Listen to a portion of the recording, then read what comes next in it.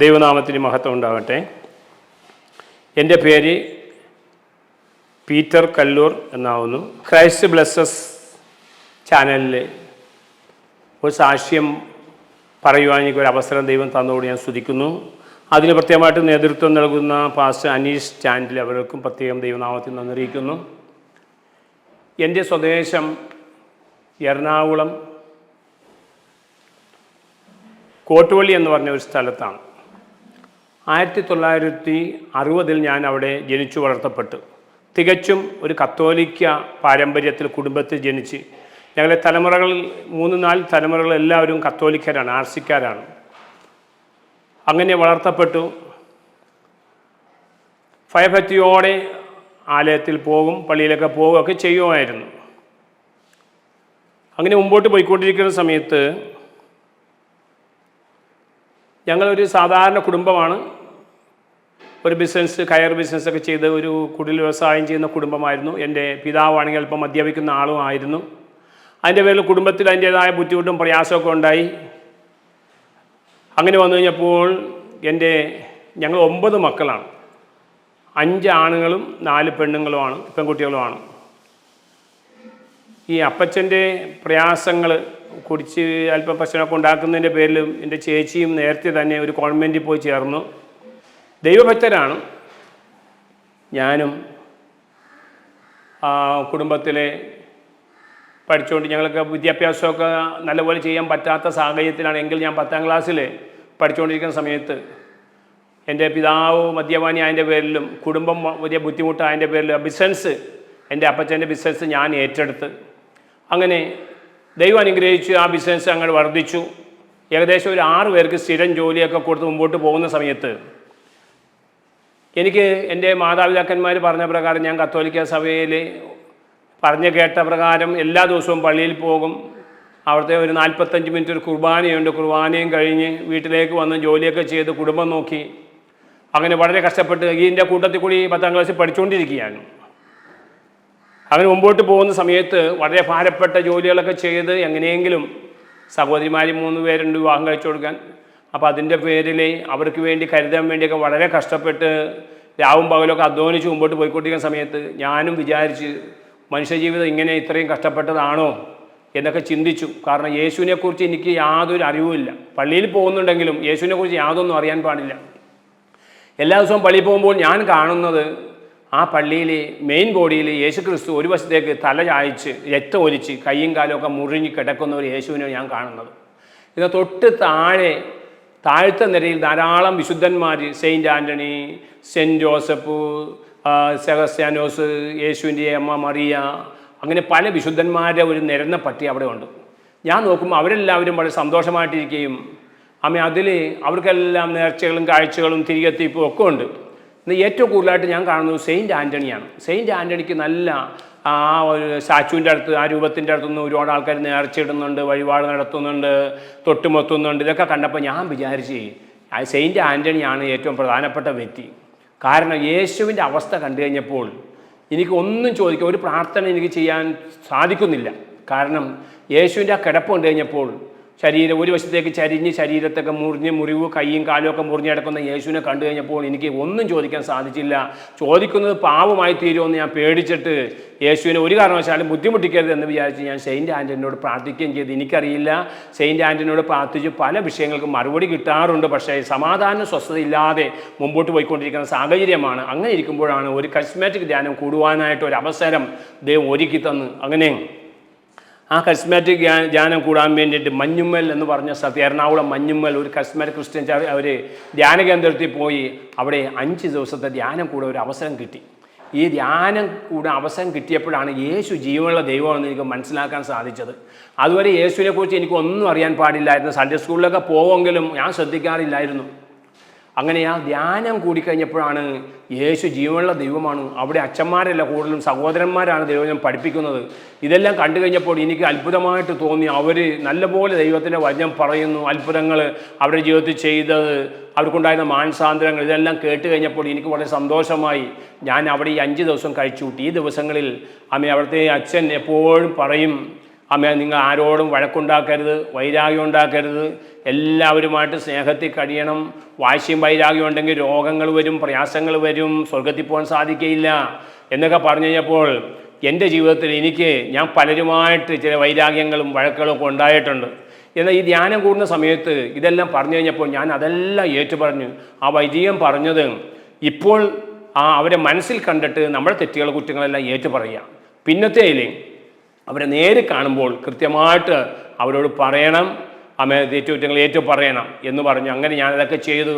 എന്ത് പറയും, 4-ാം ദിവസം പരിശുദ്ധാത്മാവിൻ്റെ അഭിഷേകത്തിന് വേണ്ടിയുള്ള ഒരു പ്രാർത്ഥനയായിരുന്നു. ഞങ്ങൾ ഏകദേശം ഒരു 100-110 പേരുണ്ടായിരുന്നു. ആ 110 പേര് ഇരുന്ന് പ്രാർത്ഥിച്ചുകൊണ്ടിരിക്കുന്ന സമയത്ത് ഏകദേശം എല്ലാവർക്കും തന്നെ പരിശുദ്ധാത്മാവിൻ്റെ അഭിഷേകം കിട്ടി. അവർ പറയുന്ന പ്രകാരമാണെങ്കിൽ ഭാഷാപരത്തോടെ സംസാരിച്ചു. നമ്മൾ സത്യവേദ പുസ്തകത്തിൽ പറയുന്നത് അന്യഭാഷകൾ ദൈവത്തോട് സംസാരിക്കുന്നുവെന്ന്. ഇത് ഭാഷാപരത്തോട് ദൈവത്തോട് ഭാഷാപരം കിട്ടി, ദൈവത്തോട് സംസാരിക്കാൻ തുടങ്ങി. അങ്ങനെ എനിക്കൊരു വലിയ സന്തോഷം, എൻ്റെ ജീവിതത്തിൽ ഒരിക്കലും ലഭിക്കാത്തൊരു മഹത്തായ സന്തോഷമാണ് ഈ പരിശുദ്ധാത്മാവ് എൻ്റെ ഉള്ളത്തിലേക്ക് വന്നു കഴിഞ്ഞപ്പോൾ. ആ മഹാസന്തോഷം കിട്ടിയപ്പോൾ അതിനേക്കാളും വലിയൊരു സന്തോഷമില്ല. എന്നാൽ അതിന് മുമ്പായിട്ട് ഞാൻ നല്ലൊരു രീതിയിൽ ബിസിനസ്സൊക്കെ ചെയ്ത് ധാരാളം പൈസകളൊക്കെ എനിക്ക് കിട്ടിയിട്ടുണ്ടെങ്കിലും അതിലൊന്നും ഒരു സന്തോഷം എനിക്ക് ലഭിച്ചില്ല. ഏറ്റവും കൂടുതൽ സന്തോഷം ഈ പരിശുദ്ധാത്മാവിൻ്റെ അഭിഷേകം കിട്ടിയപ്പോഴാണ്. അപ്പോൾ ഞാൻ തീരുമാനിച്ചു ഇനി എന്തായാലും ജീവിക്കുന്നു. അപ്പോൾ ഞാൻ ഈ ചെയ്യുന്ന ബിസിനസ് കപടമാണ്. അതൊക്കെ സീസൺ അനുസരിച്ച് പല രീതിയിലൊക്കെ കച്ചവടം ചെയ്യും. അതൊന്നും നേരായിട്ടുള്ള വഴിയല്ല എന്ന് എനിക്ക് മനസ്സിലായി. എനിക്കിനി നേരോടെ ജീവിക്കണം. അതിനുവേണ്ടി ഞാൻ കണ്ടുപിടിച്ച മാർഗം എന്ന് പറഞ്ഞാൽ പള്ളിയിൽ ഒരു അച്ഛനാകണം. മറ്റൊരു മാർഗ്ഗമില്ല. അപ്പോൾ പെന്തക്കോസ്തുകാരെ കുറിച്ചൊന്നും ഞങ്ങൾക്ക് ഒരു അറിവുമില്ല. ഞങ്ങളുടെ ദേശത്ത് ഈ എറണാകുളത്ത് എന്ന് പറയുന്ന സ്ഥലം, എറണാകുളം ഈ കോട്ടുപള്ളി എന്ന് പറഞ്ഞ ആ ദേശത്ത് ഇങ്ങനെയുള്ള ഒരു സംഭവങ്ങളൊന്നുമില്ല. ഞങ്ങളുടെ അറിവിൽ കാണുന്നത് അവിടെ കത്തോലിക്കരെ മാത്രമാണ് കണ്ടിരിക്കുന്നത്. CSF പള്ളിക്കാർ അങ്ങനെയുള്ളവർ പോലും ഇല്ലാത്തൊരു ഏരിയയാണ്. അപ്പോൾ ഞാൻ വിചാരിച്ചു പള്ളിയിൽ അച്ഛനായിക്കഴിഞ്ഞാൽ ദൈവവചനം പറയാൻ പറ്റും, പ്രാർത്ഥിക്കാൻ പറ്റും. അതുകൊണ്ട് ഞാനിങ്ങനെ ആഗ്രഹിച്ചു. എനിക്ക് ഈ പരിശുദ്ധാത്മാവിന്റെ അഭിഷേകം കിട്ടി, വലിയ സന്തോഷമായി. ഞാൻ വീട്ടിൽ വന്നതെല്ലാം പങ്കുവെച്ചപ്പോൾ അവർ പലരും പറഞ്ഞു എനിക്ക് എന്തോ മാനസികമായൊരു പ്രയാസം വന്നിരിക്കുകയാണ്, ഏതോ മെൻ്റലായിട്ടുള്ള തകരാറുണ്ടെന്നൊക്കെ പലരൊക്കെ പറഞ്ഞ് എന്നെ കളിയാക്കാനൊക്കെ തുടങ്ങി. പക്ഷേ എനിക്കറിയാം ഇത് ശരിയായിട്ടുള്ളൊരു വഴിയാണ്. ഞാൻ ആ സന്തോഷം മറ്റുള്ളവർ പങ്കുവെച്ചു. പലരെയും ഈ ധ്യാനിപ്പിക്കാൻ വേണ്ടി കൊണ്ടുപോയി, സ്വന്തം കയ്യിലെ പൈസ ചിലവാക്കി പോലും പലരെയും കൊണ്ടുപോയി. പലരും ഈ മാർഗത്തിലൂടെ വന്ന്. അപ്പോൾ എനിക്ക് എങ്ങനെയെങ്കിലും പള്ളിയിൽ പോയി ഒരു അച്ഛനായാൽ മാത്രമേ സുവിശേഷം അറിയിക്കാൻ പറ്റുകയുള്ളൂ എന്നുള്ള ഉദ്ദേശം. അങ്ങനെ വന്നതിൻ്റെ പേരിൽ ഞാൻ അതിനുവേണ്ടി പ്രാർത്ഥിക്കാൻ തുടങ്ങി. പ്രാർത്ഥിച്ചുകൊണ്ടിരിക്കുന്ന സമയത്താണ് ഇങ്ങനെ പെട്ടെന്ന് എൻ്റെ വീട്ടിൽ നിന്ന് എൻ്റെ മാതാവ് ഇങ്ങനെ പറഞ്ഞ് കടയിൽ പോയി കുറച്ച് സാധനങ്ങൾ വാങ്ങാൻ പറഞ്ഞു. അങ്ങനെ സാധനങ്ങൾ വാങ്ങിക്കൊണ്ടിരുന്ന സമയത്ത് ഒരു മുളക് വാങ്ങിയ ഒരു പൊതി അയച്ചു നോക്കിയപ്പോൾ അതിൻ്റെ അകത്ത് ദൈവവിളികൾക്ക് സ്വാഗതം എന്ന് പറഞ്ഞു.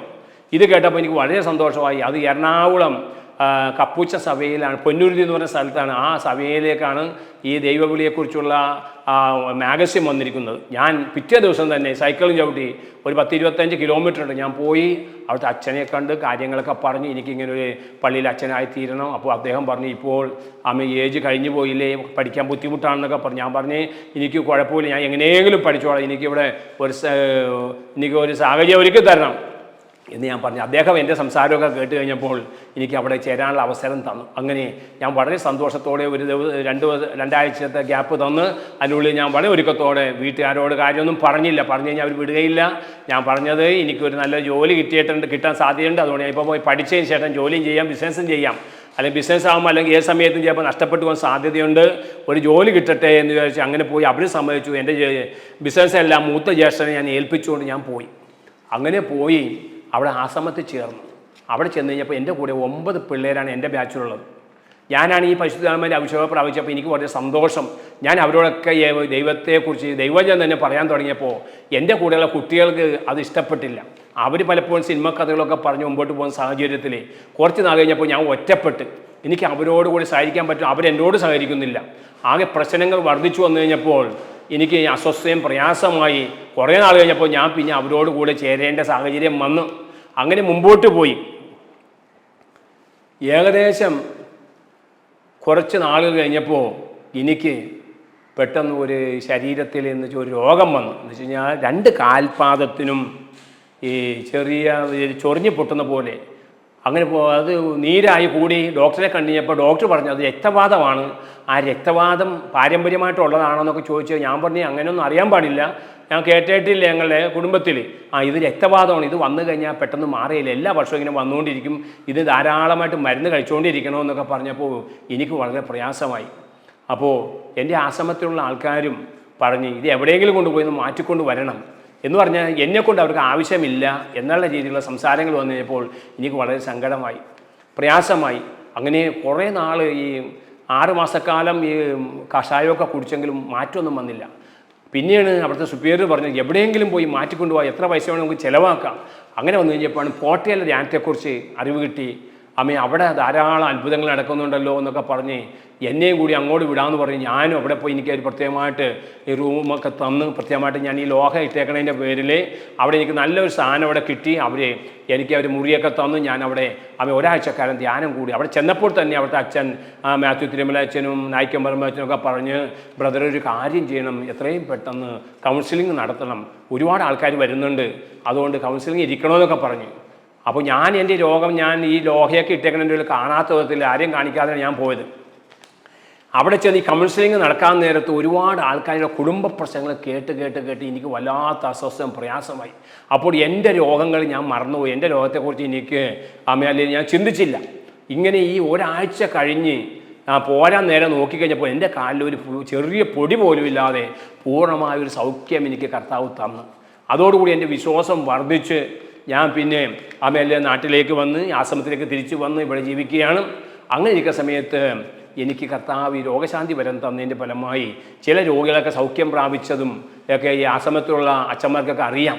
അപ്പോൾ എന്നെ പ്രാർത്ഥനയ്ക്ക് പലരും വന്ന് വിളിക്കുമ്പോൾ ഞാൻ പ്രാർത്ഥനയ്ക്ക് പോകും. അപ്പോൾ ആശ്രമത്തിലുള്ള അച്ഛന്മാർ പറയും ഞങ്ങൾ അച്ഛന്മാരുണ്ടല്ലോ, എന്തിനാണ് ഈ ബ്രദറിനെ വിളിച്ചുകൊണ്ട് പോണത്, അദ്ദേഹം ഇവിടെ നിൽക്കട്ടെ. അപ്പോൾ പറഞ്ഞു അച്ഛന്മാരെ ബുദ്ധിമുട്ടിക്കാതിരിക്കാൻ വേണ്ടിയാണ് ബ്രദറിനെ വിളിക്കണമെന്നൊക്കെ പറഞ്ഞ്. കാരണം അവർക്കത് ഇഷ്ടമായിട്ട് തോന്നിയില്ല. ഞാൻ പോകുമ്പോൾ അവർ ഒരു അവസാനമായപ്പോൾ അവർ കർശനമായ നിയമം വെച്ച് എവിടെ പോയി കഴിഞ്ഞാലും 7 മണിക്ക് പ്രാർത്ഥനയ്ക്ക് ഇവിടെ ഉണ്ടായിരിക്കണം എന്ന നിയമമൊക്കെ വന്ന് അങ്ങനെ ആകെ അത് തുറന്നു മുമ്പോട്ടാൻ പറ്റാത്ത സാഹചര്യമൊക്കെ വന്നു. ഇങ്ങനെ എനിക്കൊരു രോഗശാന്തി വരെ ഉള്ളത് പലർക്കും അറിയാൻ്റെ പേരിൽ എന്നെ പല രോഗികളും വിളിച്ചുകൊണ്ട് സ്ഥലത്ത് കൊണ്ടുപോയി പ്രാർത്ഥിച്ച് ദൈവം അവിടെ രോഗസൗഖ്യമൊക്കെ കൊടുത്ത്. അങ്ങനെ വരുമ്പോൾ ഞങ്ങൾക്ക് ഈ കപ്പൂച്ചൻ ആശ്രമത്തിൽ കപ്പൂച്ചൻ ബാൻഡ് എന്ന് പറഞ്ഞൊരു ധ്യാനമുണ്ട്. ആ ധ്യാനത്തിന് പല ഇടവപ്പള്ളിയിലേക്ക് ഞങ്ങൾ 5 പേര് 6 പേര് ഗ്രൂപ്പായിട്ട് പോകും. ആ കൂട്ടത്തിൽ കൂടി അവർ എന്നെയും കൂടി വിളിച്ച്, ആ ധ്യാനഗുരു എന്നെയും വിളിച്ച്, കാരണം എനിക്ക് രോഗശാന്തി വരെ ഉള്ളതിൻ്റെ പേരിൽ അവർക്ക് രോഗികൾക്ക് വേണ്ടി പ്രാർത്ഥിക്കാൻ വേണ്ടി ഞങ്ങളങ്ങനെ പോയി.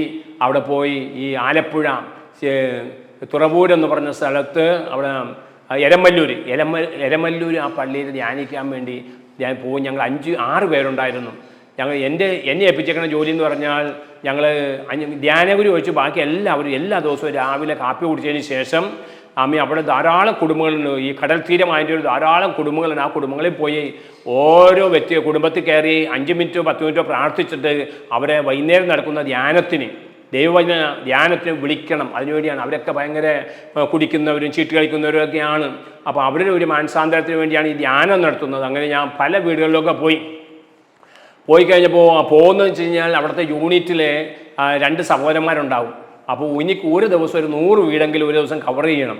അങ്ങനെ അവർ എൻ്റെ കൂടെ വരും. അവരുടെ കൂടെ പോയി പല വീട്ടുകളിലൊക്കെ പോയി. ഒരു വീട്ടിൽ ചെന്നപ്പോൾ അവർ പറഞ്ഞ് അച്ഛാ ആ വീട്ടിലേക്ക് ഇനി പോകേണ്ട, അവർ പള്ളിയിൽ നിന്ന് അവരെ പുറത്താക്കിയവരാണ്, അവർ വേറെ ഒരു അച്ഛൻ്റെ ധ്യാനം കൂടാൻ പോകുന്നവരാണ്, അതുകൊണ്ട് അവരെ പള്ളിയിൽ നിന്ന് പുറത്താക്കി, അവർക്ക് ആ വീട്ടിൽ പോയി പ്രാർത്ഥിക്കേണ്ട. അപ്പോൾ ഞാൻ എൻ്റെ അറിവിൽ പറഞ്ഞ് അയ്യോ നഷ്ടപ്പെട്ടു പോയ ആടുകൾ അന്വേഷിച്ചല്ലേ നമ്മുടെ കർത്താവ് വന്നത്, അതുകൊണ്ട് നമുക്ക് അവരെ പോയി തിരിച്ചു വിളിക്കാം എന്ന് പറഞ്ഞു കഴിഞ്ഞപ്പോൾ അവർ പറഞ്ഞു ഞങ്ങൾ വരില്ല, ഞങ്ങൾ അങ്ങോട്ട് വരില്ല, അച്ഛൻ പണിയിൽ പോകുമെന്ന് പറയും. ഞാൻ എന്തായാലും പോയി. അവിടെ ചെന്ന് കഴിഞ്ഞപ്പോൾ ആ അമ്മച്ചി ഇതെല്ലാം ശ്രദ്ധിച്ചുകൊണ്ടിരിക്കുകയെന്ന്. അമ്മച്ചി വിചാരിച്ച് ഇവരാരും വിടുകയില്ല ചെല്ലുകയില്ലെന്നാണ്. പക്ഷേ ഞാൻ അവിടെ ചെന്ന് കഴിഞ്ഞപ്പോൾ അമ്മ പ്രൈസ് ദി ലോർഡ് എന്ന് പറഞ്ഞ് എന്നെ സ്വീകരിച്ചു. സംഭവങ്ങളൊക്കെ പറഞ്ഞ് ആ കുടുംബത്തിൽ സ്വസ്ഥയില്ലാത്ത സാഹചര്യങ്ങളുണ്ടായിരുന്നു. ആ കുടുംബക്കാർ ഹല്ലേലൂയ ഈ അച്ഛൻ്റെ തിരുമല അച്ഛൻ മാത്യു തിരുമല എന്ന് പറയുന്ന കോഴിക്കോടുകാരൻ അച്ഛൻ്റെ ധ്യാനം കൊച്ചിയിൽ പോയി കൂടി. ആ ധ്യാനം കൂടിയതിൻ്റെ പേരിൽ ആ കുടുംബത്തിൽ വലിയ സ്വസ്ഥതയും സമാധാനവും ഉണ്ടായി. അവർ പിന്നെ കത്തോലിക്ക പള്ളി പോകാതെ ഈ അച്ഛൻ്റെ ധ്യാനം കൂടാനൊക്കെ പോയി. അങ്ങനെ ഈ അമ്മച്ചി എൻ്റെ അടുത്ത് പറഞ്ഞ്, ഞാൻ പറഞ്ഞ് നിങ്ങളെന്താ ഇങ്ങനെയൊക്കെ പോയതെന്ന് വെച്ച് പറഞ്ഞ് ഞങ്ങൾ പോയത് തെറ്റാണെങ്കിൽ ഞങ്ങൾ മടങ്ങി വരാം, ശരിയാണെങ്കിൽ അച്ഛൻ പോയി ധ്യാനം കൂടണം, ധ്യാനം കൂടിയിട്ട് ശരിയാണെങ്കിൽ അത് അംഗീകരിക്കണം, അല്ലെങ്കിൽ ഞങ്ങൾ തിരിച്ചു വരാമെന്നൊക്കെ പറഞ്ഞു. ഞാൻ പോയി ആ ധ്യാനമൊക്കെ കൂടാൻ പോയി. സത്യം മനസ്സിലായി. അവിടെ ചെന്ന് കഴിഞ്ഞപ്പോഴാണ് അവിടുത്തെ അച്ഛൻ പഠിപ്പിക്കുന്നത് വിഗ്രഹാരാധന തെറ്റാണ്. വിഗ്രഹത്തെ സേവിക്കുന്നതിൻ്റെ വേദന വർദ്ധിച്ചു വരും. ഒരു ദൈവമേ ഉള്ളൂ, ദൈവത്തിനും മനുഷ്യർക്കും മധ്യസ്ഥനായ ഒരുവനേ ഉള്ളൂ, കർത്താവ് യേശു എന്ന് 1 തിമോത്തി 2:5 നമ്മൾ വായിക്കുന്നത് പോലെ അതൊക്കെ എൻ്റെ കണ്ണ് തുറക്കാൻ തുടങ്ങിയത് അപ്പോഴാണ്. അതിനു മുമ്പ് ഞാൻ സെയിൻറ്റ് ആൻ്റണിയൊക്കെ സേവിച്ചു, കസ്മാറ്റിക് ധ്യാനം കൂടിയെങ്കിലും എൻ്റെ ഭക്തി അങ്ങ് വർദ്ധിച്ചു. യേശുവിൻ്റെ അമ്മ മറിയത്തോടുള്ള കൊന്ത 1 ചൊല്ലിക്കൊണ്ടിരുന്ന ഞാൻ 3 ചൊല്ലാൻ തുടങ്ങി. എന്നാൽ ഈ അച്ഛൻ പറഞ്ഞ് അതൊന്നും ചെയ്യാൻ പാടില്ല, അത് വിഗ്രഹമാണ്, അത് ചെയ്യുന്നവരുടെ വേദന വർദ്ധിക്കും, അതൊരിക്കലും പാടില്ല. മുകളിലാകാശത്തോ താഴെ ഭൂമിയിലോ ഭൂമിക്കടിയിലോ വെള്ളത്തിലോ യാതിൻ്റെ പ്രതിമയോ സ്വരൂപം ഉണ്ടാക്കി അതിൻ്റെ മുമ്പിൽ നമിക്കുകയോ ആരാധിക്കുകയോ വണങ്ങുകയോ ചെയ്യരുത്, ഞാൻ അസഹിഷ്ണുവായ ദൈവമാവുന്നു എന്നൊക്കെ പറഞ്ഞ് ആ സത്യം എനിക്ക് മനസ്സിലായി. ഞാനത് സ്വീകരിച്ചു.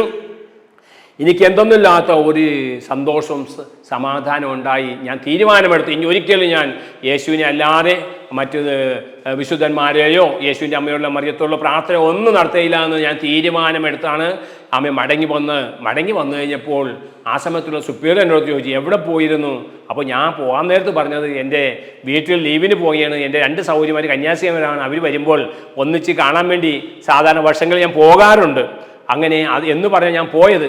പക്ഷേ ഈ സുപ്പീരിയർ എന്നോട് ചോദിച്ചു, ശരിക്കും പറഞ്ഞു എവിടെയാണ് പോയത്? ഞാൻ പറഞ്ഞു, ഞാൻ തോപ്പുംപടിയിൽ, എറണാകുളം കൊച്ചി തോപ്പുംപടിയിൽ തിരുമലച്ചൻ്റെ ധ്യാനം കൂടാൻ പോയി. അപ്പോൾ അദ്ദേഹം പറഞ്ഞു, ബ്രെയിൻ ഭാഷ ഇതൊക്കെയാണ്, ഇനി ഇതിൽ നിന്നൊരു മോചനം കിട്ടാൻ വഴിയില്ല എന്നൊക്കെ പറഞ്ഞു. അങ്ങനെ വന്നു കഴിഞ്ഞപ്പോൾ അവർക്കറിയാം ഈ അച്ഛനെക്കുറിച്ച്, പള്ളിയിൽ നിന്നൊക്കെ പുറത്താക്കിയ ആളാണ്. അപ്പോൾ അദ്ദേഹം എന്നെ സുപ്പീരിയർ പറഞ്ഞു എന്നെ ചില ജോലികളെ ഏൽപ്പിച്ചു. ജോലി എന്ന് പറഞ്ഞാൽ ആത്മീയ ശുശ്രൂഷ, കൊന്ത ചെല്ലുവാനും അതുപോലെ സെയിൻറ്റ് ജോസഫിൻ്റെ നൊവേന ചെല്ലുവാനും ഒക്കെ എന്നെ അതിന് നിർബന്ധിച്ചു. ഞാൻ പറഞ്ഞു, ഞാൻ ഒരിക്കലും ചെയ്തില്ല, ഞാൻ യേശുവിനോട് മാത്രമേ പ്രാർത്ഥിക്കുകയുള്ളൂ എന്ന് പറഞ്ഞ് അവിടെ പ്രശ്നമായി. അത് പറഞ്ഞപ്പോൾ അവർ പറഞ്ഞ് ഇവിടെ നിൽക്കണമെങ്കിൽ ഇതെല്ലാം ചെയ്യണം, അല്ലെങ്കിൽ ഇവിടെ നിൽക്കാൻ പറ്റുകയില്ല. അപ്പോൾ ഞാൻ പറഞ്ഞു, ഇവിടെ നിന്നാലും കൊള്ളാം ഇല്ലെങ്കിലും കൊള്ളാം, ഞാൻ ഒരു കാരണവശാലും ഞാൻ യേശുവിനോടല്ലാതെ മറ്റാരോടും ഞാൻ പ്രാർത്ഥിക്കുകയില്ല. അങ്ങനെ ആ സമയത്ത് വലിയ പ്രശ്നമായി. ഇത് തലപ്പത്തേക്ക് പോയി ഇതിൻ്റെ മെയിൻ ഹെഡിലൊക്കെ പ്രൊഫഷണൽ ഹൗസിലൊക്കെ അറിയിച്ചു. ഞാൻ ഇതിൻ്റെ ഇടയ്ക്ക് പലരെയും ഈ സത്യം കേൾക്കുവാൻ വേണ്ടി എൻ്റെ ആലയത്തിലുള്ള ചർച്ചിലുള്ള പലരെയും കൊണ്ടുപോയി. ചില കുടുംബമായിട്ട് കൊണ്ടുപോയി. അവരെല്ലാം പോയി സത്യം മനസ്സിലാക്കി. അവരെല്ലാവരും വിഗ്രഹാരാധനയിൽ നിന്ന് മാറി. അങ്ങനെ വന്നു കഴിഞ്ഞപ്പോൾ ഞാനാണ് ഈ ആൾക്കാരെയൊക്കെ വശീകരിക്കുമെന്ന് പറഞ്ഞ് എനിക്ക് അവിടെ നിൽക്കാൻ പറ്റാത്ത വിധത്തിൽ എന്നെ അവിടെ നിന്ന് മാറാൻ വേണ്ടിയിട്ട് അവർ പ്രത്യേകമായിട്ട് വേറെ സ്ഥലത്തേക്ക് ട്രാൻസ്ഫറൊക്കെ തരാൻ വേണ്ടിയുള്ള ഉദ്ദേശമാണ്. അപ്പോൾ എന്നെ അവിടുത്തെ സുപ്പീരിയർ അവിടുത്തെ പ്രൊഫഷണൽ എന്നെ വിളിപ്പിച്ച് എന്നെക്കുറിച്ച് ഈ കേട്ടത് എന്താണ്? ഞാൻ പറഞ്ഞ് കേട്ടതൊക്കെ ശരി തന്നെയാണ് അമ്മ, അല്ലെങ്കിൽ ഞാൻ എൻ്റെ യേശുവിനെ കൃത്യമായിട്ടും വ്യക്തമായിട്ട് അറിഞ്ഞതിൻ്റെ പേരിൽ എനിക്ക് യേശുവിനോട് മാത്രമേ പ്രാർത്ഥിക്കാൻ പറ്റുള്ളൂ. അപ്പോൾ അവിടുത്തെ ആ പ്രൊഫഷണൽ അച്ഛൻ പറഞ്ഞത്, അമ്മ ഇത് ഡെഫിനിറ്ററി മീറ്റിംഗ് 7 പേരും കൂടെ എടുത്ത തീരുമാനമാണ്, അതുകൊണ്ട് ഇനി മേലാൽ പ്രീച്ചിങ്ങും ടീച്ചിങ്ങും കൗൺസിലിങ്ങും പാടില്ല, ഒരു തീരുമാനം ഉണ്ടാവുന്നവരെ അങ്ങനെ ചെയ്യാൻ പാടില്ലെന്ന് പറഞ്ഞു. അപ്പോൾ ഞാൻ പറഞ്ഞു, ഞാൻ മനുഷ്യരെ കണ്ടു കഴിഞ്ഞാൽ ദൈവം ഞാൻ പറയാതിരിക്കാൻ എനിക്ക് സാധിക്കയില്ല എന്ന് പറഞ്ഞു കഴിഞ്ഞപ്പോൾ അച്ഛന് ആ സുപ്പീരിയർ ശരിക്കും പറഞ്ഞ ഒരു ചെറിയ ഭയമായി. അദ്ദേഹം പറഞ്ഞു, ഞാൻ ഒറ്റക്കെടുത്ത തീരുമാനമല്ല, എനിക്കൊന്നും ചെയ്യാൻ സാധിക്കുകയില്ല. അപ്പോൾ അങ്ങനെയാണ് ബ്രദറിന് ഇഷ്ടംമാർ ചെയ്യുന്നൊക്കെ പറഞ്ഞ് ഞാനിവിടെ തിരിച്ചു വന്നു. അങ്ങനെ വന്നു കഴിഞ്ഞപ്പോൾ അമ്മ ആശ്രമത്തിലുള്ള എല്ലാവരും എനിക്ക് എതിരായി. ഞങ്ങൾ ഏകദേശം 10-12 പേര് ആശ്രമത്തിലുണ്ട്. ഈ കുടപ്പനാക്കുന്ന് മേരിഗിരി ആശ്രമത്തിലായിരുന്നു ഉള്ള സമയത്താണ് എല്ലാം സംഭവിക്കുന്നത്. അങ്ങനെ തിരുവനന്തപുരം മേരിഗിരി ആശ്രമത്തിൽ, കൊടപ്പനാക്കുന്ന് ആശ്രമത്തിലെ അവിടെ ഏകദേശം ഒരു 8 വർഷമെങ്കിലും ഞാൻ അവിടെ വസിച്ചിട്ടുണ്ട്, അവിടെ ജീവിച്ചിട്ടുണ്ട്. അപ്പോൾ അവിടെ വലിയ പ്രശ്നങ്ങൾ വന്ന് എന്നെ കാണുമ്പോൾ അവർക്ക് ഇഷ്ടമില്ല, എൻ്റെ മുഖത്തേക്ക് നോക്കുന്നില്ല. എന്നെ ഒറ്റപ്പെടുത്തി. എനിക്ക് ഏറ്റവും വലിയ ഒരു വേദന ഉണ്ടായ സമയം അതാണ്. മാനസികമായിട്ട് ഏറ്റവും വലിയ എന്നെ പീഡിപ്പിച്ചൊരു സമയമാണ്. അവിടെ ഇപ്പോൾ 11 പേരുണ്ടെങ്കിലും ആ 11 പേരും അല്ലെങ്കിൽ 10 പേരും എനിക്ക് വിരോധമായിട്ടാണ്. എൻ്റെ മുഖത്തേക്ക് നോക്കുന്നില്ല, എന്നെ ഒരു കാര്യത്തിൽ വിളിക്കുന്നില്ല. അങ്ങനെ ഞാൻ വളരെ നിരാശപ്പെട്ട് പ്രയാസപ്പെട്ട് അന്ന് രാത്രി എനിക്ക് പ്രത്യേകമായിട്ടൊരു മുറിയുണ്ട്, നല്ല സൗകര്യങ്ങളൊക്കെ ഉണ്ട്. അപ്പോൾ ആ മുറിയിൽ ഞാൻ കിടക്കുന്ന സമയത്ത് ഞാൻ ഇനി എന്തു ചെയ്യും, ഇനി എങ്ങനെ മുമ്പോട്ട് പോകും? ആശ്രമത്തിലുള്ള എല്ലാവരും എനിക്ക് വിരോധമായി തീർന്നു. ഞാൻ ഈ സത്യം അറിഞ്ഞതുകൊണ്ട് ഇവരൊക്കെ എന്നെ ഒറ്റപ്പെടുത്തി. എങ്ങനെ മുമ്പോട്ട് പോകും? എനിക്ക് ഹൃദയവേദന വർദ്ധിച്ചു. എന്നാൽ അല്ലെങ്കിൽ ആ ദൈവത്തിന് മഹത്വമുണ്ടാകട്ടെ, പലപ്പോഴും പലരും പറഞ്ഞു കേട്ടിട്ടുണ്ട്, ദൈവശബ്ദം കേട്ടിട്ടുണ്ട്, ദൈവം എന്നോട് സംസാരിച്ചിട്ടുണ്ടെന്നൊക്കെ പലരൊക്കെ പറഞ്ഞു കേട്ടിട്ടുണ്ടെങ്കിലും എൻ്റെ ജീവിതത്തിൽ അങ്ങനെ ഒരു സംഭവം ഉണ്ടായിട്ടില്ല. അപ്പോൾ ഞാനിങ്ങനെ കിടക്കുന്നു. ഒരു 2:10 ആയപ്പോൾ ഒരു ശബ്ദം ഇങ്ങനെ, പീറ്റർ, എൻ്റെ പേര് പീറ്റർ എന്നാണ്, പീറ്റർ എന്ന് പറഞ്ഞ ഒരു ശബ്ദം കേട്ടു. ഞാൻ എന്തോന്നും പറഞ്ഞ് വാതിൽ തുറന്ന് പുറത്തേക്ക് നോക്കിക്കഴിഞ്ഞപ്പോൾ വളരെ ശാന്തമായി കിടക്കുന്ന ഒരു അനുഭവമാണ്. ആരെയും കണ്ടില്ല. എൻ്റെ നെഞ്ചാണെങ്കിൽ ഭയങ്കരമായിട്ട് ഇടിക്കാൻ തുടങ്ങി. വല്ലാത്തൊരു ശബ്ദമായിരുന്നു. ഞാൻ അവിടെ പെട്ടെന്ന് അകത്തേക്ക് വന്ന് സ്റ്റൂളിലിരുന്ന് എനിക്കുള്ള മേശയിൽ തലയും കൊമ്പിട്ടിരിക്കുമ്പോൾ ദൈവശബ്ദം ഇങ്ങനെ കേട്ടു. പള്ളിയും ശബ്ദം എന്തോന്ന് നോക്കണ്ട, എല്ലാം ഞാൻ കാണിച്ചു തരാം, യേശു മാത്രം കർത്താവെന്ന് പറയാവൂ, ആമേ, ഡയറക്റ്റായിട്ട് ദൈവജനം അറിയിക്കണം, ചുവപ്പിലും വെളുപ്പിലും അല്ല ദൈവത്തിൻ്റെ പരിശുദ്ധി, അതുകൊണ്ട് ഞാൻ എല്ലാം കാണിച്ചു തരാം എന്നിങ്ങനെ പല കാര്യങ്ങൾ എന്നോട് സംസാരിച്ചു. ഞാൻ ആദ്യമായിട്ടാണ് ഈ ദൈവശബ്ദം കേൾക്കുന്നത്. എനിക്ക് അത് കേട്ടപ്പോൾ വളരെ ആശ്വാസമായി. എന്ന് പറഞ്ഞു കഴിഞ്ഞാൽ ഒരു വ്യക്തി എൻ്റെ അടുത്തിരുന്ന്, ആളെ ഞാൻ കാണുന്നില്ല, എൻ്റെ ഹൃദയത്തിൽ സംസാരിക്കുന്നു, ആ ശബ്ദമാണ് ഞാൻ കേട്ടത്. അപ്പോൾ എനിക്ക് മനസ്സിലായി ഇത് ദൈവശബ്ദമാണ്. എനിക്ക് വളരെ ആശ്വാസമായി, ധൈര്യമായി. പിറ്റേ ദിവസവും ഇതേപോലെ എന്നെ പേര് ചൊല്ലി വിളിച്ചു. ഞാൻ എഴുന്നേറ്റ്, അത് രാത്രി 12 മണി കഴിഞ്ഞതേ ഉള്ളൂ. പീറ്റർ എന്ന് പറഞ്ഞ് വിളിച്ചു. വളരെ ശാന്തമായിട്ടാണ് വിളിച്ചത്. ഞാൻ എഴുന്നേറ്റ്, എന്തോന്ന് പറഞ്ഞ് എഴുന്നേറ്റ് വാതിൽ തുറന്ന് നോക്കിക്കഴിഞ്ഞപ്പോൾ ആരെയും കണ്ടില്ല. അപ്പോഴും പല വിഷയങ്ങളും എന്നോട് സംസാരിച്ചു. ആ സമയത്തുള്ള ചില കാര്യങ്ങളെല്ലാം ആ മേലേരിയ എന്നോട് സംസാരിച്ചു. അങ്ങനെ എനിക്ക് ആശ്വാസമായി. ഇങ്ങനെ മുമ്പോട്ട് പോയിക്കൊണ്ടിരിക്കുന്ന സമയത്താണ് എനിക്ക് അവർക്ക് ട്രാൻസ്ഫർ വന്നിരിക്കുകയാണ്. ഞാനിപ്പോൾ കുടപ്പനാക്കുന്ന് മേരിയ ആശ്രമത്തിലാണ്. പക്ഷേ എനിക്ക് ട്രാൻസ്ഫർ വന്നേക്കുന്നത് അഞ്ചലിലാണ്. അഞ്ചൽ എന്ന് പറഞ്ഞ ഒരു ആശ്രമമുണ്ട്. അവിടെ ഒരു 12 ഏക്കർ റബ്ബർ തോട്ടമുണ്ട്. അവിടെ മനുഷ്യവാസമൊന്നും ഇല്ല. അവിടെ ചില കുടുംബങ്ങൾ ദൂരെയൊക്കെ താമസിക്കുന്നത്. അവിടെ എല്ലാ ദിവസവും കുർബാനയുണ്ട്, ആരെങ്കിലുമൊക്കെ വരും എന്ന് മാത്രമല്ലാതെ വേറെ കാര്യമൊന്നുമില്ല. ഈ റബ്ബർ തോട്ടമുണ്ട്, അതൊക്കെ നോക്കി അന്വേഷിക്കാനൊക്കെ 2-3 അച്ഛന്മാരും ഒക്കെ അവിടെ ഉണ്ട്. ആ കൂട്ടത്തിലേക്ക് എന്നെ അയച്ചത്. കാരണം ഇനി ആരെയും വഴിയെത്തിക്കാതിരിക്കാൻ വേണ്ടി എന്നെ അങ്ങോട്ട് പറഞ്ഞയച്ചു. അങ്ങോട്ട് പറഞ്ഞയച്ച് ഞാൻ ആദ്യമൊക്കെ പോകാതിരുന്നെങ്കിലും ഞങ്ങളെ പഠിപ്പിച്ചനുസരിച്ചാണെങ്കിൽ അനുസരിക്കേണ്ടത് ആവശ്യമാണ്. അത് എന്ത് പറഞ്ഞാലും അനുസരിക്കണം. ആ മേലയിൽ ഒരു സുപ്പീരിയർ പറയാണ്, ഒരു ചീരത്തൈ കൊണ്ടുവന്നിട്ട് അതിൻ്റെ വേര് മുകളിലാക്കി നടാൻ പറഞ്ഞാൽ നട്ടോളണം. അത് എന്തിനാണെന്ന് ചോദിക്കാൻ പാടില്ല. അതാണ് അനുസരണം. അതേപോലെ ബ്രഹ്മചാര്യം, ആമേലേലിയ, അതേപോലെ ദാരിദ്ര്യം, ഈ 3 വിഷയങ്ങൾക്ക് ഞങ്ങൾക്ക് പ്രത്യേകമായിട്ടുള്ള ഒരു നിർദ്ദേശമാണ്. അപ്പം ഇതെല്ലാം ഞങ്ങൾ അനുസരിക്കണം. ദൈവത്തിന് മഹത്വം ഉണ്ടാകട്ടെ. എന്നാൽ ഞാൻ അല്ലേലിയ ഇതെല്ലാം കേട്ടെങ്കിലും എനിക്ക് പിന്നത്തേൽ മനസ്സിലായി ഇവിടെ എന്താ അനുസരിക്കണം എന്ന് എന്നോട് 1-2 സഹോദരന്മാരും സ്നേഹിതന്മാരും പറഞ്ഞ്. എന്തായാലും അവർ പറഞ്ഞ് അനുസരിക്കാം. അങ്ങനെ ഞാൻ അഞ്ചലിലേക്ക് പോയി. ആ ആശ്രമത്തിൽ പോയി. അവിടെ പോയിട്ട് ഞാനും എൻ്റെ പോലുള്ള ഒരു സഹോദരനും ബാക്കി സുപ്പീരിയർ, അങ്ങനെ 3 പേരും ഉള്ളു. അപ്പോൾ അവിടെ ചെന്ന് കഴിഞ്ഞപ്പോൾ, അവിടെ ചെന്നപ്പോൾ ദൈവം എനിക്കൊരു മനസ്സിലൊരു തീരുമാനം എടുക്കാൻ, ഒരു 7 ദിവസം ഉപവസിക്കണമെന്നുള്ള ഒരു ആഗ്രഹം ദൈവാത്മാവ് തന്നു. പക്ഷേ അതിനു മുമ്പ് ഞാൻ ഈ കരിസ്മാറ്റിക് ധ്യാനമൊക്കെ കൂടിയപ്പോൾ ഒരു ദിവസം മുഴുപ്പിക്കാൻ പോലും എനിക്ക് സാധിച്ചിട്ടില്ല. എന്നാൽ ഇത് 7 ദിവസം ഉപവസിക്കാമെന്നുള്ള ഒരു ആലോചന ദൈവാത്മാവ് തന്ന് ഞാൻ അന്ന് തുടങ്ങി ഉപവസിക്കാൻ തീരുമാനിച്ചു. അപ്പോൾ എല്ലാ ദിവസവും രാവിലെ കുറച്ച് കട്ടൻ കാപ്പി കൊണ്ടുപോകും, ഫ്ലാസ്കിലാക്കി കൊണ്ടുപോയി ഏകാന്തമായ ഒരു സ്ഥലത്ത് പോയി നിന്ന് ഇങ്ങനെ പ്രാർത്ഥിച്ചുകൊണ്ടിരിക്കുകയാണ്, ദൈവവചനം വായിച്ചുകൊണ്ടിരിക്കുകയാണ്. അപ്പോൾ ഓരോ ദിവസവും അവിടുത്തെ സുപ്പീരിയർ ചോദിക്കും, ഇന്ന് ബ്രദർ എന്താ കഴിച്ചതെന്ന് കുക്കിൻ്റെ അടുത്ത് ചോദിക്കും. കുക്ക് പറയുന്നു, ഇവിടെ നിന്ന് കാപ്പി മാത്രമേ കൊണ്ടുപോയിട്ടുള്ളൂ, കട്ടൻ കാപ്പി മാത്രമേ കൊണ്ടുപോയിട്ടുള്ളൂ. എല്ലാ ദിവസവും ഇങ്ങനെ ചോദിച്ച് 4-ാം ദിവസവും ചോദിച്ച് ഇന്നൊന്നും കൊണ്ടുപോയില്ലേ, കട്ടൻ കാപ്പി മാത്രമാണ്. ഇങ്ങനെ വന്നപ്പോൾ അവർക്ക് ഭയമായി. അവർ വിചാരിച്ചത് ഇങ്ങനെ പോയി കഴിഞ്ഞാൽ ആൾ മരിച്ചു പോകും. അവർക്ക് അതിനെക്കുറിച്ച് ഉപവാസത്തെക്കുറിച്ചുള്ള കാര്യമായിട്ടുള്ള അറിവില്ല, അനുഭവമില്ല. അപ്പോൾ അവർ പ്രത്യേകമായിട്ട് ഈ പ്രൊഫഷണലിനെ അറിയിച്ചു, ഇന്ന ആൾ ഇവിടെ വന്ന് ഉപവസിക്കുന്ന ആഹാരമൊന്നും കഴിക്കാനില്ല, ഈ പോക്ക് പോയി കഴിഞ്ഞാൽ എന്തെങ്കിലും രോഗം പിടിച്ച ആൾ മരിക്കും എന്ന് പറഞ്ഞപ്പോൾ പ്രൊഫഷണലി 6-ാം ദിവസം എൻ്റെ അടുത്ത് പറഞ്ഞ് ഉപവാസം നിർത്തണം, ഉപവസിക്കാൻ നിർത്തിക്കോളാൻ പറഞ്ഞു. അപ്പോൾ ഞാൻ പറഞ്ഞു, ഞാൻ നിർത്തിക്കോളാം. എങ്ങനെയായാലും 7 ദിവസം ആ ഉപവാസം മുമ്പോട്ട് പോയി. ദൈവത്തിന് മഹത്വം ഉണ്ടാകട്ടെ. ഈ ദിവസങ്ങളിൽ 2 അത്ഭുതങ്ങൾ കർത്താവ് കാണിച്ചു. ഒരമ്മച്ചിക്ക് നാവിന് ക്യാൻസർ ഉണ്ടായിട്ട് ആ അമ്മച്ചിയുടെ നാവിൻ്റെ ക്യാൻസർ മാറി. ഇത് അഞ്ചലിൽ നടക്കുന്ന സംഭവമാണ്, ആയൂർ അഞ്ചലിൽ. അതേപോലെ ഒരു സഹോദരിക്ക് പിശാചിൻ്റെ ബാധ ഉണ്ടായി. ആ സഹോദരിക്കും ചില മണിക്കൂറുകൾ പ്രാർത്ഥിച്ചു കഴിഞ്ഞപ്പോൾ അത്ഭുതകരമായ വിടുതലുണ്ടായി. അങ്ങനെ വന്നു കഴിഞ്ഞപ്പോൾ അമേലേലിയ എനിക്ക് വിശ്വാസം വർദ്ധിച്ചു. പക്ഷേ ആശ്രമത്തിലുള്ളവർക്കൊന്നും വിശ്വാസം ആയില്ല, അവരൊന്നും അതൊന്നും വിശ്വസിക്കുന്നില്ല. ഇങ്ങനെ ഇരിക്കുന്ന സമയത്ത് ദൈവത്തിൻ്റെ പരിശുദ്ധാത്മാവ് എന്നോടൊരു വാക്ക് പറഞ്ഞു, ഇനി താമസിക്കേണ്ട, മനോഹരമായൊരു തീരുമാനം എടുക്കാൻ പറഞ്ഞു. അങ്ങനെ ഞാൻ ഒരു തീരുമാനം എടുത്തത് 1995 ഏപ്രിൽ മാസം 1-ാം തീയതി ഞാൻ ഒരു തീരുമാനമെടുത്തു. അതായത് ആശ്രമം വിട്ട് പോയാണ്. എങ്ങോട്ടൊന്നില്ല, പുറത്തേക്ക് പോകാമെന്ന് വിചാരിച്ചു. ദൈവം എവിടെയെങ്കിലും കരുതിക്കൊള്ളും എന്നുള്ള ഉദ്ദേശത്തോടെ ഞാൻ ഇറങ്ങി പോകാൻ. ആമേലെ ഒരു സൂട്ട് കേസും ഞാനപ്പോൾ ഈ ലോഹ ഇട്ടിട്ടുണ്ട്. ഞാൻ ആശ്രമത്തിൽ ചേർന്ന് 4 വർഷം കഴിയുമ്പോൾ തന്നെ ഞങ്ങൾക്ക് ലോഹ കിട്ടും. കാപ്പിപ്പൊടി വസ്ത്രമാണ്, അരയിൽ ഒരു ചരടുമാണ് കെട്ടുന്നത്, ആ വേഷമാണ്. അപ്പോൾ അതിട്ടുകൊണ്ട് ഞാൻ തിരുവനന്തപുരത്തേക്ക് വരാൻ പോയാണ്. അങ്ങനെ വരുമ്പോൾ അന്ന് അവിടെ ഉണ്ടായിരുന്ന സുപ്പീരിയർ ഈ മാസ അവസാനത്തിലൊക്കെ പോയി കണക്ക് ബോധിപ്പിക്കേണ്ട ഒരു ആവശ്യമുണ്ട്. അതുകൊണ്ട് അദ്ദേഹം ആമേലെ തലേ ദിവസം പോയിരുന്നു. ഞാൻ 1995 ഏപ്രിൽ മാസം 1-ാം തീയതിയാണ് ഞാൻ ഇറങ്ങാൻ പോകുന്നത്. അപ്പോൾ ആ അച്ഛൻ പോയിട്ട് തിരിച്ചു വന്നിട്ടില്ല. അച്ഛൻ പറഞ്ഞ്, അപ്പോൾ കൂടെ ഉണ്ടായിരുന്ന സഹോദരൻ പറഞ്ഞ് ഇങ്ങനെ പറഞ്ഞു കൊടുത്ത് ഇങ്ങനെ ആൾ പോവുകയാണ് ഇവിടെ നിന്ന്, അപ്പോൾ പോകരുതെന്നൊക്കെ പറഞ്ഞെങ്കിലും ഞാൻ പറഞ്ഞു എനിക്ക് പോകേണ്ട അത്യാവശ്യമുണ്ട്. എൻ്റെ കൂട്ടുകാരൻ്റെ, എൻ്റെ സ്നേഹിതരൻ്റെ ഒരു കല്യാണം തിരുവനന്തപുരത്തുണ്ടെന്നൊക്കെ ഒരു ചെറിയ കള്ളമൊക്കെ പറയേണ്ടി വന്ന് ഞാൻ അവിടെ നിന്ന് പോകാൻ നേരത്ത് അവരെന്നെ വിടാത്ത അവസ്ഥയായിരുന്നു. പിന്നെ ഞാൻ കൊതറ് ഓടി മാതിരിയാണ് അവിടെ പോയി.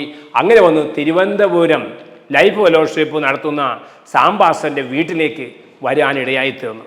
സാംബാസിൻ്റെ പപ്പ ഉണ്ടായിരുന്നു. അദ്ദേഹം എന്നെ വീട്ടിൽ സ്വീകരിച്ചു. ഏകദേശം ആമേലിൽ 13 ദിവസം ഞാൻ അവരോടുകൂടെ താമസിച്ചു.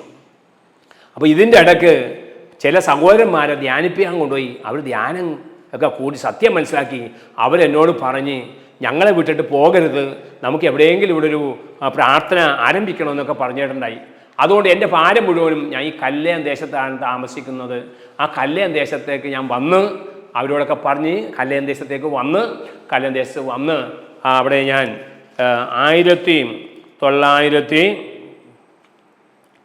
1995 ഏപ്രിൽ മാസം 1-ാം തീയതിയാണ് ഞാൻ ഇറങ്ങിയെങ്കിലും ഏപ്രിൽ മാസം 14, 15, 16 ദിവസങ്ങൾ ഒരു ഉപവാസ പ്രാർത്ഥന ഞങ്ങൾ സ്വീകരിച്ചു, അവിടെ നടത്തി. 4-5 പേരും ഉണ്ടായിരുന്നുള്ളൂ. ഉപവാസ പ്രാർത്ഥനയും കഴിഞ്ഞ് അന്ന് തിരുമേശയൊക്കെ നടത്തി. ഈ സമയത്തല്ല എന്നെ സഹായിച്ചുകൊണ്ടിരുന്നത് ഈ സാംബറീസാണ്. അദ്ദേഹവും ഭാര്യയും വന്ന് ഞങ്ങൾ ഈ കത്തോലിക്ക സമയത്ത് വന്നതിൻ്റെ പേരിൽ പെന്തിക്കോസിൻ്റെ ഒന്നും ഞങ്ങൾക്ക് അറിയാൻ പാടില്ല. അപ്പോൾ ആ കൂട്ടായ്മ എങ്ങനെയാണ് നയിക്കുന്നത് അതിനെക്കുറിച്ചൊന്നും അറിയാൻ പാടില്ല. അദ്ദേഹവും ഭാര്യയും വന്ന് ഞങ്ങളെ ധാരാളം ആളുകൾ ഞങ്ങളെ സഹായിച്ചു. അങ്ങനെ സഭായോഗം ആരംഭിച്ചു. ആമേലെ ദൈവത്തിന് മഹത്വമുണ്ടാകട്ടെ. കർത്താവ് സഭയെ വളർത്തി. അങ്ങനെ ഒരു 3 വർഷമായി കഴിഞ്ഞപ്പോൾ അയലോക്കത്തുകാരെ അടുത്തുള്ള ഒരു കുടുംബം ഞങ്ങൾക്ക് കുറച്ച് സ്ഥലം തന്നു, ഒരു കുന്നിൻ്റെ മുകളിൽ സ്ഥലം തന്ന് ആ സ്ഥലത്ത് ഞങ്ങൾക്ക് ഒരു ആലയം വെക്കുവാനായിട്ട് ഇടയായിത്തീർന്നു. അങ്ങനെ ഒരു ആലയം, ഒരു 2 നില കെട്ടിടം തന്നെ അവിടെ സ്ഥാപിക്കാൻ ഇടയായിത്തീർന്നു. അങ്ങനെ ഒരു ആലയം ദൈവം തന്നു. ഇത് കഴിഞ്ഞ ശേഷം 1998 എൻ്റെ വിവാഹം. അതായത് ഞാൻ വിവാഹം കഴിക്കണ്ട എന്ന് വിചാരിച്ചു. ചെരുപ്പൊന്നുമിടാതെ ആ സമയത്ത് നിന്ന് ഇറങ്ങിയിട്ട് 3 വർഷക്കാലം ചെരുപ്പൊന്നുമിടാതെ കാവ്യമുണ്ടും യുബയും മാത്രം എൻ്റെ സഭാവസ്ത്രമൊക്കെ മാറ്റിവെച്ചിട്ട് കാവ്യമുണ്ടും യുബയും ഇട്ടുകൊണ്ട് ഏകദേശം 3 വർഷക്കാലം ഇങ്ങനെ നടക്കുകയായിരുന്നു. അതിൻ്റെ ഇടയ്ക്ക് ഞാൻ കോളേജിലൊക്കെ പോയി, ബൈ കോളേജിൽ പോയി പഠിച്ചപ്പോൾ അവിടെയുള്ള പഠിപ്പിക്കുന്ന സാറ് പറഞ്ഞ് സ്വന്തം കുടുംബത്തെയും കുഞ്ഞുങ്ങളെയും നോക്കാൻ കഴിവില്ലാത്തവൻ എങ്ങനെ കർത്താവിൻ്റെ സഭയെ നോക്കും, അതുകൊണ്ട് ഇപ്പോൾ സഭ നടത്തിക്കൊണ്ടിരിക്കുകയാണ്, കുടുംബമാകാതിരിക്കാൻ പറ്റുകയില്ല, എത്രയും പെട്ടെന്ന് വൈകാതെ തന്നെ ഒരു കുടുംബമായി തീരണമെന്നൊക്കെ അവരെന്നെ ധാരാളം ഉപദേശിക്കുകയും ചെയ്തു. ഇങ്ങനെ മുമ്പോട്ട് പോയിക്കൊണ്ടിരിക്കുന്ന സമയത്താണ് എനിക്ക് അപ്പോൾ തന്നെ ഒരു 10, 40, 35 പേരെങ്കിലും കൂട്ടായ്മയിലും ഉണ്ട്. അങ്ങനെ ഇരിക്കുന്ന സമയത്താണ് എനിക്ക് ശാരീരികമായ ചില അസ്വസ്ഥതകളും പ്രയാസങ്ങളും ഒക്കെ വന്ന്. ആ അസ്വസ്ഥതകളും പ്രയാസങ്ങളും എന്ന് പറഞ്ഞു കഴിഞ്ഞാൽ നടു എടുക്കാൻ പറ്റാത്ത അവസ്ഥയാണ്. കിടന്നു കഴിഞ്ഞാൽ എഴുന്നേക്കാൻ പറ്റുകയില്ല, നടു തളർന്നു പോകുന്ന അവസ്ഥ. അങ്ങനെ ചില ദിവസങ്ങൾ കിടക്കേണ്ടിയൊക്കെ വന്ന് അപ്പോൾ കേട്ടു പറഞ്ഞ് ചില ദേവദാസന്മാർ വന്ന് എനിക്ക് വേണ്ടി പ്രാർത്ഥിച്ച് അത്ഭുതകരമായ വിടുതൽ കിട്ടി. അപ്പോൾ അവരും പറഞ്ഞ് ഇങ്ങനെ ഒറ്റയ്ക്ക് താമസിച്ചാൽ ശരിയാവുകയില്ല. അങ്ങനെയാണ് ഒരു കുടുംബത്തിന് വേണ്ടിയിട്ട് കുടുംബജീവിതം ആകാൻ വേണ്ടി ആഗ്രഹിച്ചപ്പോൾ അല്ല ഞാൻ തന്നെ അത് മനസ്സിൽ കണ്ടത്. അന്ന് എന്നെ ധ്യാനിപ്പിക്കാൻ ഈ രക്ഷയിലേക്ക് കൊണ്ടുവന്ന ഒരു കുടുംബത്തെക്കുറിച്ചുള്ള ഓർമ്മ വന്നു. അവിടെ 2 പെമ്മക്കളുണ്ട്, ഒരു അമ്മവനുണ്ട്. ഞാൻ അത് എൻ്റെ കൂടെ എന്നോട് പരിചയമുള്ള ഒരു അപ്പച്ചൻ്റെ അടുത്ത് പറഞ്ഞ് ആ കുടുംബത്തിൽ പോയി ഒന്ന് അന്വേഷിക്കാമോ, അവിടുത്തെ മൂത്ത മകളെ എനിക്ക് വിവാഹം ചെയ്യാൻ ഞാൻ ആഗ്രഹിക്കുന്നു, അവർക്ക് താല്പര്യമാണോ എന്ന് ചോദിക്കണം. അങ്ങനെ വന്നപ്പോൾ ആ അപ്പച്ചൻ ഏകദേശം 9 മാസം എൻ്റെ കൂടെ ഉണ്ടായതാണ്. ആ അപ്പച്ചൻ പോയി അവരോട് ചോദിച്ചു. ആദ്യമൊക്കെ അവർക്ക് ബുദ്ധിമുട്ടായിരുന്നു, ഞാൻ വിവാഹം കഴിക്കുകയില്ല എന്നാണ് അവർ വിചാരിച്ചത്. എന്നാൽ അവർ പറഞ്ഞ് ഞങ്ങൾ 7 ദിവസം ഉപസിച്ച് നോക്കട്ടെ. 7 ദിവസം അവർ ഉപസിച്ച് അവർ താല്പര്യം കാണിച്ച് അങ്ങനെ വിവാഹത്തിന് കാര്യങ്ങളായി. വിവാഹം കഴിക്കാൻ നേരത്താണെങ്കിൽ എൻ്റെ കയ്യിലാണെങ്കിൽ ഒരു പൈസയും ഇല്ല. അന്ന് അവർ തന്നെ ഒരു 35,000 രൂപ എനിക്ക് സൗജന്യമായിട്ട് തന്ന് ചിലവിന് വേണ്ടിയൊക്കെ. അങ്ങനെ കുടുംബജീവിതം നയിച്ചു. കൂട്ടായ്മയൊക്കെ ഭംഗിയായിട്ട് മനോഹരമായിട്ട് മുമ്പോട്ട് പോയാണ്. എല്ലാ കൂട്ടായ്മയിൽ ഇപ്പോൾ ഏകദേശം ഒരു 10-60 പേരെങ്കിലും സ്നാനപ്പെട്ടവർ ഉണ്ട്. അങ്ങനെ ഞങ്ങൾ അമലേലിയ കൂട്ടായ്മ നടത്തി മുമ്പോട്ട് പോവുകയാണ്. ആ കല്യാണ ദേശത്ത് ദൈവം മനോഹരമായ ഒരു ആലയം തന്നു. ഇതിനിടയ്ക്ക് എനിക്ക് 2 കുഞ്ഞുങ്ങളെ കർത്താവ് തന്ന്. മൂത്ത മകൾ ഇപ്പോൾ വിദ്യാഭ്യാസമൊക്കെ കഴിഞ്ഞ് ചെറിയ ജോലി ചെയ്തുകൊണ്ടിരിക്കുന്നു. ഇളയാൾ ഡിഗ്രി ഫൈനൽ ഇയർ കഴിഞ്ഞ് അതിൻ്റെ റിസൾട്ടും കിട്ടി. തുടർന്നുള്ള വിദ്യാഭ്യാസത്തിന് വേണ്ടിയൊക്കെ ആഗ്രഹിച്ചുകൊണ്ടിരിക്കുകയാണ്. ഞങ്ങൾ അന്ന് എൻ്റെ വീട്ടിലുള്ള ആരും തന്നെ ഈ രക്ഷാഭാഗത്തേക്ക് വന്നിട്ടില്ല. ഞാൻ അവർക്ക് വേണ്ടി പ്രാർത്ഥിച്ചുകൊണ്ടിരിക്കുകയാണ്. അമേലേലിയ ദൈവത്തിന് മഹത്വം ഉണ്ടാകട്ടെ. ദൈവം ഇങ്ങനെ നല്ലൊരു കൂട്ടായ്മയും തന്ന് ഒരു ബ്രാഞ്ച് സഭയും ഞങ്ങൾക്കുണ്ട്. അവിടെയും ഒരു പ്രത്യേക ഒരു ദൈവദാസനെ അവിടെ ആക്കിയിരിക്കുകയാണ്. അങ്ങനെ ഇതുവരെയും ദൈവം കാത്തുപരിപാലിച്ച് വളരെ അമേലിയ അനുഗ്രഹിക്കപ്പെട്ട രീതിയിൽ മുമ്പോട്ട് പോയാണ്. എനിക്ക് യാതൊന്നിനും കുറവില്ലാതെ അതേ സമയത്ത് ദൈവം വേണ്ടതെല്ലാം എനിക്ക് കിട്ടിയിരിക്കുന്ന എല്ലാ സാധനങ്ങളും സൗജന്യമായിട്ടാണ് കിട്ടിയിരിക്കുന്നത്. ദൈവം അത്ഭുതമായി ഇതുവരെ നടത്തി. ആ ദൈവത്തിന് ഞാൻ പ്രത്യേകം നന്ദി അറിയിക്കുകയാണ്. ഞാൻ പറഞ്ഞ ഈ സാക്ഷ്യം എന്ന് പറഞ്ഞു കഴിഞ്ഞാൽ തികച്ചും കത്തോലിക്ക പാരമ്പര്യത്തിലായിരുന്ന ഞാൻ ഈ സത്യം അറിയാതെ അമേലിയ വലിഞ്ഞിരുന്ന സമയത്ത് ദൈവത്തിന് എന്നോട് മനസ്സിലവ് തോന്നിയാണ് ഈ സത്യത്തിൻ്റെ പാതയിലൂടെ എന്നെ നയിച്ചത്. അമേലിയ ആ ദൈവം ജീവനുള്ള ദൈവമായി ഇന്നും എന്നെയും എൻ്റെ കുടുംബത്തെയും ഞങ്ങളുടെ കൂട്ടായ്മയും വഴിനടത്തിക്കൊണ്ടിരിക്കുന്ന ഈ സത്യം അല്ലേലൂയ എന്നെ കേൾക്കുന്ന എൻ്റെ ഈ സാക്ഷ്യം കേൾക്കുന്ന നിങ്ങളെല്ലാവരും അറിഞ്ഞാൽ ഏറ്റവും നല്ലതാണ്. അപ്പോൾ നാം ശരിക്കും ദൈവത്തെ ആരാധിക്കേണ്ടത് വിശുദ്ധിയിലും വേർപാടും ദൈവത്തെ ആരാധിക്കണം. വിഗ്രഹത്തെ ഉണ്ടാക്കരുത്. വിഗ്രഹത്തെ സേവിക്കുന്നൊരു വേദന വർദ്ധിക്കും. നിങ്ങൾ നന്നായി സൂക്ഷിച്ചുകൊള്ളുവിനെന്ന് അമേലിയ ആവർത്തന പുസ്തകം 4-ാം അധ്യായം 15 തുടങ്ങിയുള്ള വാക്യത്തിൽ നമ്മൾ വായിക്കുന്നുണ്ട്. ഞാൻ ഹോരേബിൽ വെച്ച് ദൈവം നിങ്ങളോട് സംസാരിച്ചപ്പോൾ നിങ്ങൾ രൂപമൊന്നും കണ്ടില്ല. അതുകൊണ്ട് ആണിൻ്റെയെങ്കിലോ പെണ്ണിൻ്റെയെങ്കിലോ പുരുഷൻ്റെയോ സ്ത്രീയുടെയോ പക്ഷികളുടെയോ മൃഗങ്ങളെയോ മത്സ്യങ്ങളുടെയോ യാതൊന്നിൻ്റെയും പ്രതിമയോ സ്വരൂപമോ സംഭവമോ വിഭവം ഉണ്ടാക്കിയും വഷളത്വം പ്രവർത്തിക്കരുത് എന്ന് കർത്താവിൻ്റെ വചനം നമ്മളെ പഠിപ്പിക്കുന്നു. ഹല്ലേലൂയ, സ്തോത്രം. പുതിയ നിയമത്തിലേക്കും വരുമ്പോൾ അവിടെയും അപ്പോസ്തലന്മാരുടെ പുസ്തകത്തിലേക്ക് കാണുന്നു 17-ാം അധ്യായത്തിൽ നിങ്ങൾ വിചാരിക്കുന്നത് പോലെ വെള്ളിയിലും പൊന്നിയിലും മരത്തിലും കൊത്തിവെച്ചിരിക്കുന്നതാണ് ദൈവരൂപമെന്ന് നിങ്ങൾ വിചാരിക്കരുത്. അറിവില്ലായ്മയുടെ കാലത്തെ ദൈവം അത് മറന്നു. എന്നാൽ ഇനിയുള്ളവരെല്ലാവരും ഈ സത്യം അറിയണം, ആ സത്യത്തിന് വേണ്ടി ജീവിക്കണമെന്ന് അവിടെ നമ്മൾ വായിക്കുമ്പോൾ നമുക്ക് വ്യക്തമായിട്ട് കാണാൻ സാധിക്കും. അവരുടെ പ്രിയപ്പെട്ടവരെ, ആകാശത്തിന് കീഴിൽ മനുഷ്യരെ രക്ഷിക്കുവാൻ മറ്റൊരു നാമവുമില്ല എന്ന് അപ്പോസ്തലന്മാരുടെ പുസ്തകം 4:12 നമ്മൾ വായിക്കുന്നുണ്ട്. അമേലിയ ഒരു ദൈവമേ ഉള്ളൂ, ആ ദൈവത്തിനും മനുഷ്യർക്കും മധ്യസ്ഥനായ ഒരുവനേ ഉള്ളൂ, കർത്താവായ യേശു ക്രിസ്തു എന്നുള്ള ആ സത്യം ഞാൻ മനസ്സിലാക്കി. കർത്താവ് യേശു വിശ്വസിക്കുക, നീയും നിന്റെ കുടുംബവും രക്ഷ പ്രാപിക്കും. ദൈവത്തിന് മഹത്വം ഉണ്ടാകട്ടെ. ഇങ്ങനെ ഒരു അവസരം എനിക്ക് ഈ ചാനൽ വഴിയായിട്ട് തന്നുകൊണ്ട് ഞാൻ ദൈവത്തെ മഹത്വപ്പെടുത്തുന്നു. അതിന് നേതൃത്വം നൽകുന്ന കർത്താവിൻ്റെ ദാസനെയും തൻ്റെ സഹപ്രവർത്തകരെയും എല്ലാവരെയും ദൈവം സമൃദ്ധമായിട്ട് അനുഗ്രഹിക്കട്ടെ എന്ന് പറഞ്ഞുകൊണ്ട് ഞാൻ എൻ്റെ വാക്കുകൾക്ക് വിരാമം കുറിക്കുന്നു.